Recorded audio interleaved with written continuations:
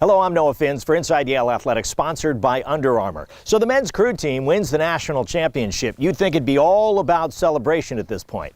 Well, not so fast. Short turnaround for the men as they have to prepare for what some may consider an even bigger race.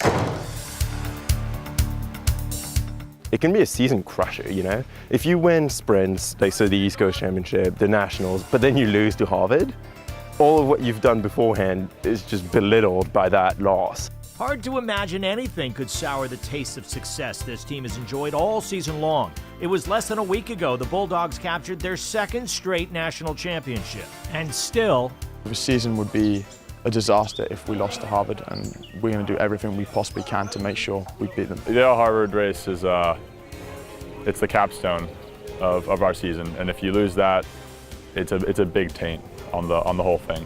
And there's not a lot of time to get ready. The men prepared for the national championships here at their secluded training compound at Gales Ferry and returned to get ready for the race versus Harvard, the country's oldest intercollegiate sporting event. It's a very quick turnaround. You have 6 days to do it. So I think the most important thing was just to finish the race, celebrate, enjoy, and just hang out with the guys, and then just really rest and recover, because we had 3 days of back-to-back racing, letting it all out there, and now it's just letting our bodies recover and then gradually building ourselves back up for a 4-mile race. Stick at 3 and 20 here through the marker. So there's the physical fatigue, but there's also the need to recover emotionally and bring yourself back down after celebrating the national championship last weekend. I think the crews that have the success at the sprints and at the national championships are the ones that have, the biggest challenge in getting up for this race. I'm sure in the Harvard camp, understandably and accurately, they're saying, look, we've got a shot at sort of ruining these guys' season.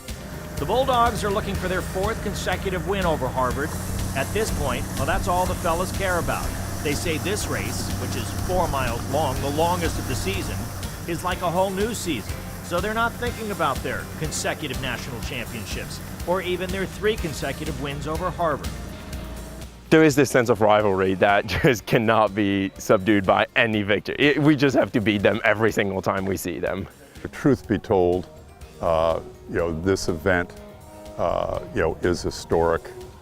It's extraordinarily important to the Yale and Harvard oarsmen and to the staffs. And it's also the final event, the final race for the seniors. Every time we go out, we're honouring the strokes, we're honouring our time together. And this last week, I mean, it's emotionally, it's my last week rowing for Yale. So I'm sure as hell not going to throw that away. I'm going to savour every moment and make sure every practice is as good as possible.